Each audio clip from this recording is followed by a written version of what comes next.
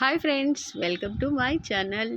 ఎలా ఉన్నారు ఫ్రెండ్స్? అందరూ బాగున్నారా? అందరూ బాగుండాలి, అందులో మనం ఉండాలి అని అంటే ఏం చేయాలి అని నేను ప్రతిక్షణం ఆలోచిస్తూ ఉంటాను.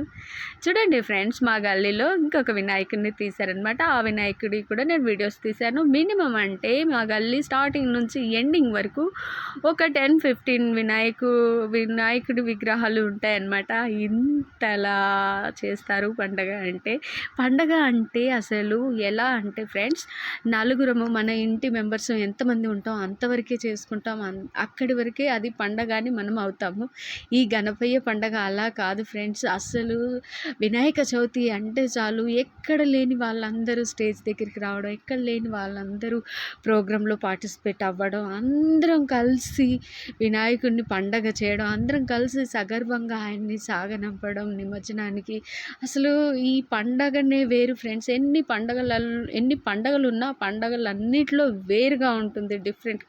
ఒకే స్టేజ్లో కలవడం, ఒకే స్టేజ్లో తినడం, ఒకే దగ్గర ఆరాధనలు చేయడం, ఒకే దగ్గర పూజలు చేయడం, అసలు ఎంతో ఆదరణగా ఆదర్శనీయంగా అసలు జనాలు అనేవాళ్ళు ఇలా ఉండాలి అనే విధంగా ఉదాహరణ అనేది ఎగ్జాంపుల్గా తీసుకుంటే మాత్రం ఇదే కరెక్ట్ ఫ్రెండ్స్. చూడండి, ఆ భగవంతుడు కూడా మనకి నేర్పిస్తున్నాడు, మనము దాన్ని గ్రహించాలి.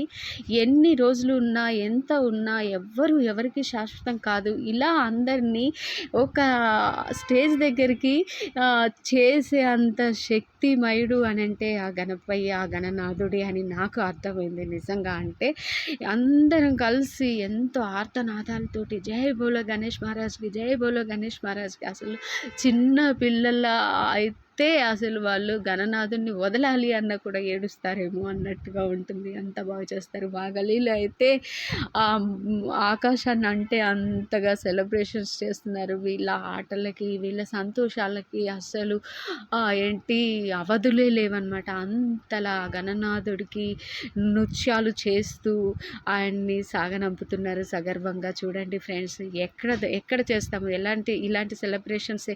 ఏ పండుగలు వచ్చినా మనం ఇంట్లోనే చేసుకుంటాం. ఈ ఒక గణనాథుడియే ఇలా చేసుకుంటాం. మొదటి పూజలు అందుకుంటున్నాం మన గణనాథుడికి. ఏమి చెప్పినా ఆయన గురించి ఎంత వర్ణించినా తక్కువే అన్నమాట. నా మాటల్లో నేనైతే చాలా మిస్ అవుతున్నాను నా గణనాథుడిని అని అనిపిస్తుంది. కంటికి దూరంగా ఉన్న నా మనసుకి ఎప్పుడు దగ్గరగా, నా గుండెల్లో ఎప్పుడు కొలువై ఉన్న ఆ గణనాథుడికి నిజంగా నేను మనస్ఫూర్తిగా శిరస్సు వంచి వందనాలు చేశాను అనమాట. అంతలా అనిపించింది. మనకి తెలిసిపోతుంటుంది ఫ్రెండ్స్, అలా అనమాట. Okay friends.